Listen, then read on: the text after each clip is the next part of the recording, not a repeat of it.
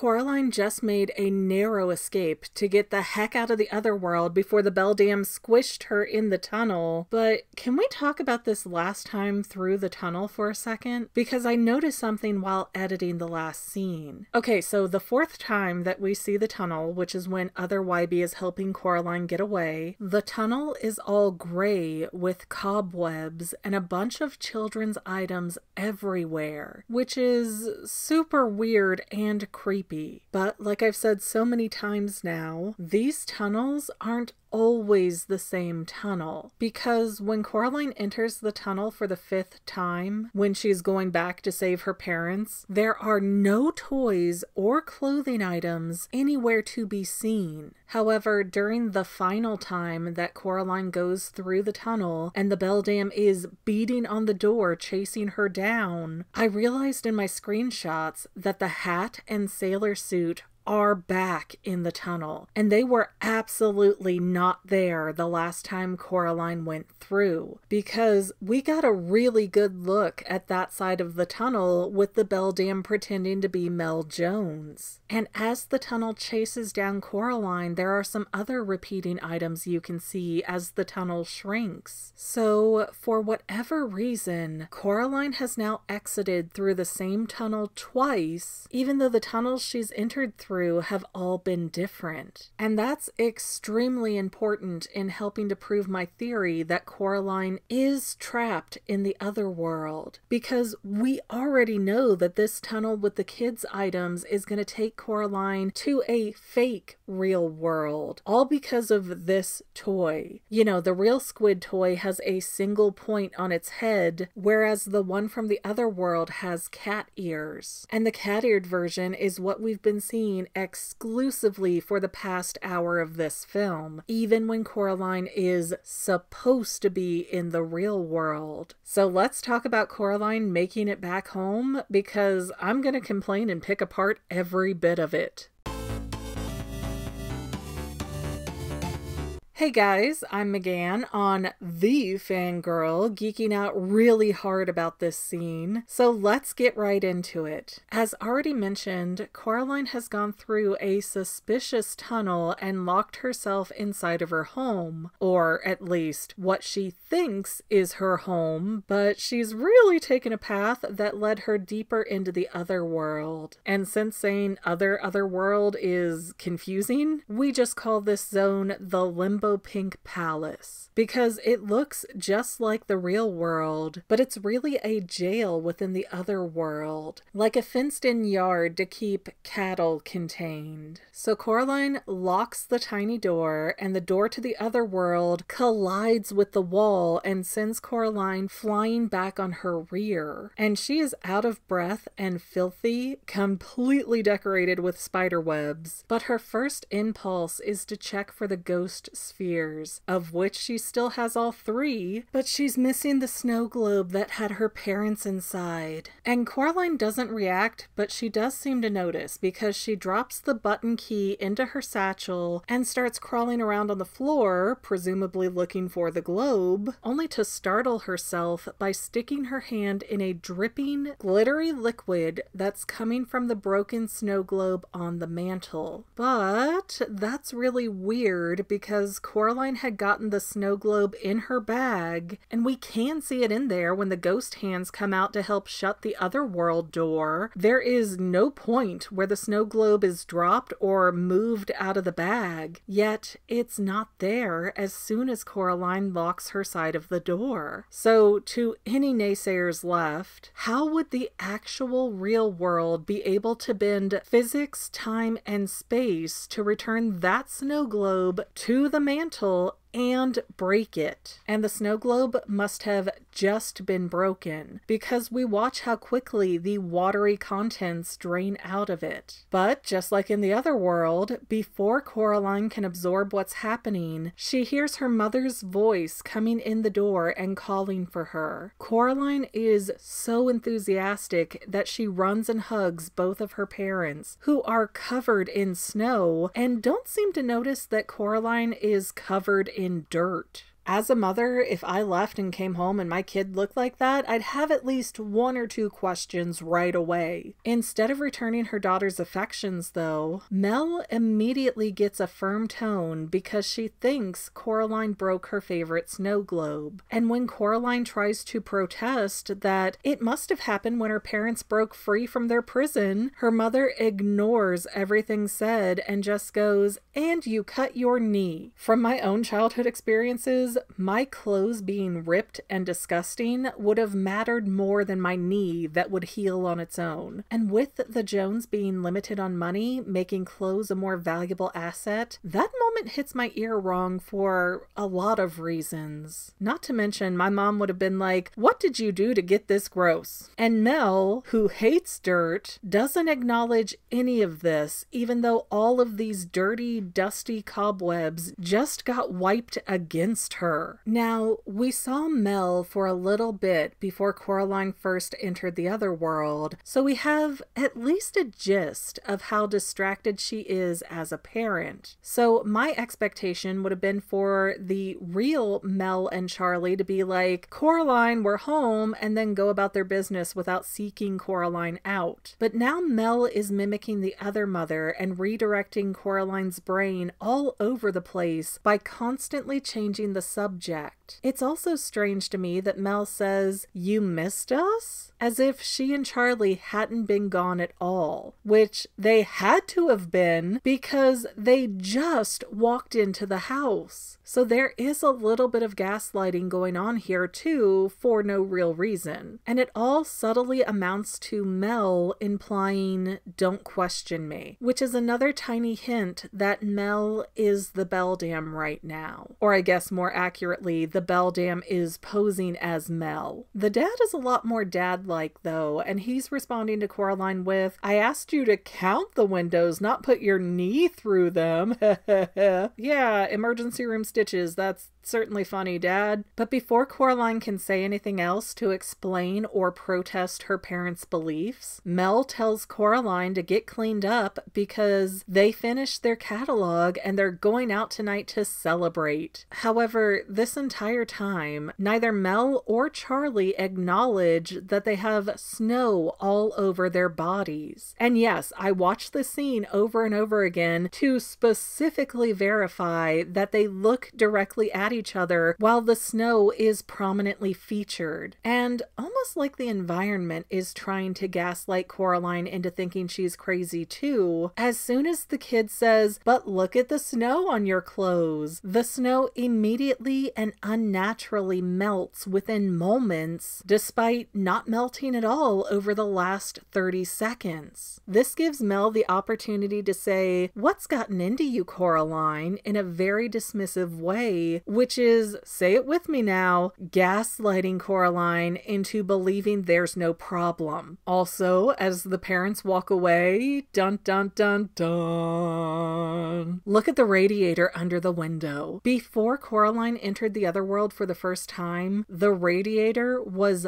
larger than the window frame, and the one in the other world was more compact, and it fit right underneath the window perfectly. Now that Coraline has supposedly gotten out of the other world, we see the smaller radiator. It's the wrong size for the real world. That is the other world's radiator, which means that Coraline did not get home. And the Beldam slamming on the floor and sending all those floorboards flying upward sent them to the Limbo Pink Palace. Because think about it, that tunnel is not 90 degrees straight up and down in the air, but it is at like a 30-40 degree angle going upward. So when the Beldam sent all the stuff from the living room up, where did it go? It went to the Limbo Pink Palace to make it look just a little more real. But for whatever reason, the Beldam had the size of the radiator wrong the entire time, and that proof is right here in front of us. The director, Henry Selick, has said that everything in this film is intentional. But okay, you need more proof? You're not convinced? Seconds later, Charlie is playing around with Coraline Coraline in her room, and he's using the plushy squid, which has the cat ears. It's not even a flash past the screen like the last time I caught it. This entire shot centers around that squid and its ears because Henry Selick himself wants you to be able to piece together that Coraline is still in the other world right now. As far as I can tell though, the squid is the only plush that's not right. Everything else in Coraline's room looks pretty spot on, although I'm not sure how to feel about the giant full moon we see outside of her window. That thing is lurking so much it might as well be the flamingo ostrich topiary. And Coraline's talking to her parents about hammering out the details of their upcoming garden party, asking her dad to order tulip bulbs, and mentioning the need for invitations, meaning this party is happening at least several days in advance. Mel seems reluctant to invite Bobinski to this party, but Coraline assures her mother that he's not a drunk, he's just eccentric. Then Coraline powers down like a robot and lays straight down with her eyes closed while both parents are in her room and the lights are still on. I have too much anxiety, cannot relate to sleeping this soundly like that. But this gives Mel a chance to slip a gift box into the blanket with Coraline, and it turns out to be the wacky gloves that she had wanted from the store. So Coraline gets gaslighted when she has questions, but rewarded with gifts and attention when she's compliant and not digging below the surface of any issues. Nah, that doesn't seem odd at all, right? But as Coraline admires her new gloves, only ever putting one of them on like she's Michael Jackson, the black cat pops up and meows at the window, looking really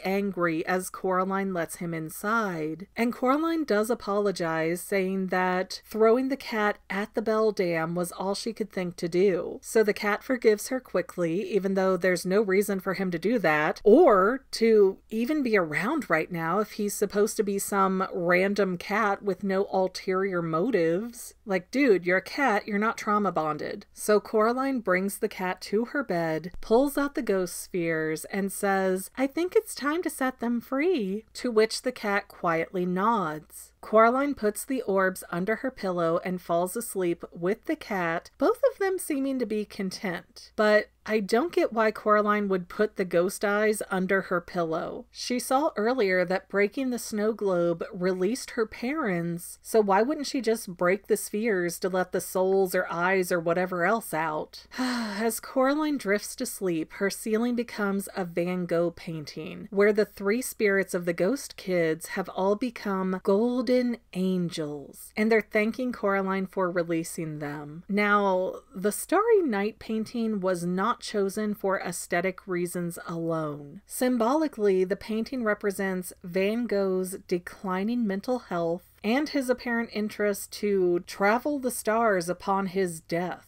So now these kids are free, their souls can travel the stars, and Coraline's mental health is probably going to decline rapidly over the upcoming weeks and months because she is going to be constantly gaslighted, all while the world around her will look right, but not ever be quite right. Coraline's mental state is also being jerked around by these very ghost kids too, because they're like, hey, the bad part is over for us, but you're in terrible danger. Thanks, peace out. And Coraline is like, but I locked the stupid door. And the sweet ghost girl tells her that the Beldam will always keep coming after the key, even though it had been sitting in the kitchen drawer for how many years? And the Beldam made no effort to collect it then? So clearly, the ghost kids are not offering to help Coraline in any real tangible way, even though they could grab the key with their ghost hands and take it a million miles away if they wanted to. How come they can touch physical objects when it's convenient, but not when it's actually needed for help? And even if Coraline does get rid of the key, the Beldam isn't going to know that she got rid of it. Isn't she still going to keep coming after it over and over and over again? As long as Coraline lives in the Pink Palace, she is in danger, period. The only reason these ghost kids want her to get rid of that key is because they are fake puppets being controlled controlled by the Beldam, and she needs to get Coraline to make that key disappear so that Coraline herself cannot open the little door and go through again and maybe find the real exit. But Huck Finn Jr. gives an eerie line saying, "It's not all bad because thou art still living." And according to these ghosts, Coraline won't be living for long if she keeps that key, which is going to spur Coraline into the next action that she takes. It's still lining up all too perfectly. And once that key is gone, Coraline is never going to see it or track it again to know where it's at or who has it. All these ghost kids do is manipulate Coraline. Also, while the ghost kids are dressed in nicer versions of their previous clothing, the sweet ghost girl has a weird symbol on her dress, kind of like the hill in The Nightmare Before Christmas, or a really distorted shepherd's cane. I would love your thoughts on what that design means. Please leave me a comment. But Coraline wakes up, the 3 ghost spheres are broken, and there are no eyes inside, so again, calling them souls just makes so much more sense. And someone turned on Coraline's spinning nightlight after she went to sleep. It's literally still when she puts the ghost eyes under her pillow. So who came in and turned that device on? After being poked and prodded into making a move, Coraline gets in a panic that she needs to hide the button key where the Beldam will never be able to find it, and she needs to do it right now. And the cat makes a really odd expression where he doesn't seem to agree or disagree. He just squints and turns his pupils toward the bedroom door. Then as Coraline throws her blanket around her shoulders like a shawl, suggesting that it's still cold outside because remember, when she went shopping with her mom before, it was a President's Day sale, so it was February. And the middle of February, no less. But the cat tries to block the bedroom door with his body as if to protest Coraline leaving the room. But Coraline moves the cat with her foot and takes off downstairs anyways. Oh, and she has patches sewn into her pajama legs, so I guess Mel did notice the rips. But the last thing I'll mention today, as Coraline passes the living room, the needle hand of the other mother claws its way through the small crack around the door, and we can see green lights are glowing behind the door. Isn't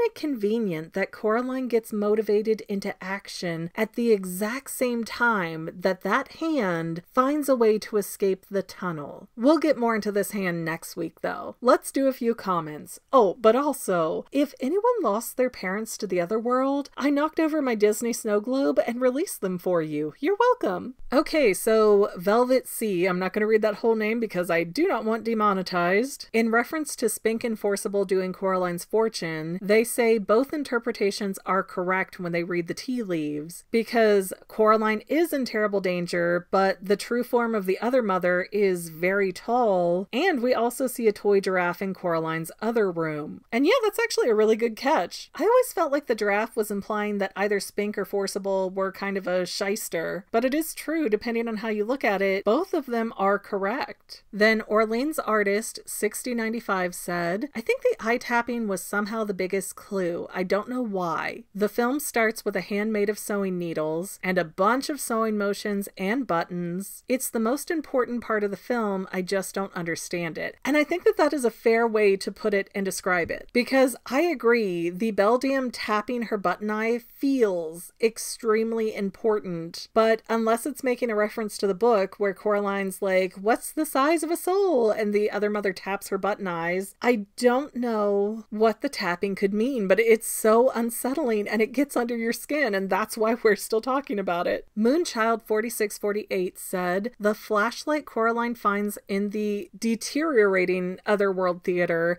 is the same one that the dogs use to guide her to her seat when the theater looks nice. And yeah, no, you're totally right. That flashlight is in both of those scenes. The issue I took with it is that there are things in the theater that were not there the second time Coraline went in, and for the flashlight to be there, it has to be very purposeful, especially with where it was left, because the dog led Coraline to her seat and then took his own seat, and we don't have any of the stage stuff that was up there before, like all the backdrops and ropes and everything are gone. So the other mother has already remade the contents of that theater. Why would she leave the flashlight behind if not for a reason? Fear the Bunny Boo 7927 says, so now I'm thinking the Beldam did make new puppets that she could just immediately discard because the old puppets that Coraline originally met are now in the Limbo Pink Palace waiting for her. Maybe the difference is those puppets that she first met have some of the soul of their original owner, but the Spink, Forcible, and Bobinski ones don't. That's why they look so off. And that is a really interesting way to look at it, because it's true,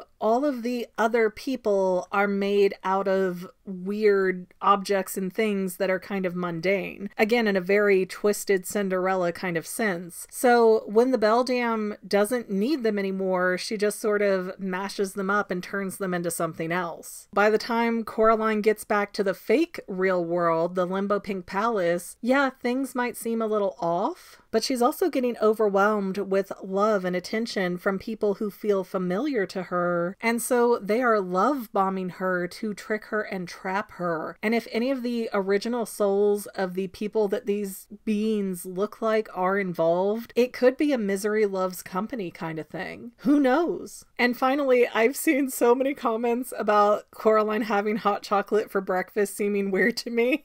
And the comments are all over the place. But Lena Winther 3383 said, I mean, to the hot chocolate at breakfast thing, she gets a mango smoothie for dinner. I think this is just a child's imaginary wishes being granted. And maybe that's a good point. Maybe I am way overthinking, hey, why would you have blank for breakfast? Because even though the mango smoothie could be considered like a dessert after dinner, we also do have the cake and other things. So yeah, it is kind of overkill. But I do kind of like that answer of, yes, there's hot chocolate. Yeah, that might be weird, but it's a child's wish. It's their ideal breakfast. So I will accept that answer, and thank you everyone for your contributions today. It might not be reality, but theories are more fun. And to any of my members here on YouTube, a huge bottom of my heart thank you for all of your help and support. If you would like to become a paid channel member, there is a link in the description below. Thanks again, guys. Love you. Well, family members, we're almost done, but I want to invite you to hang out with me in some other places. I'm on Twitter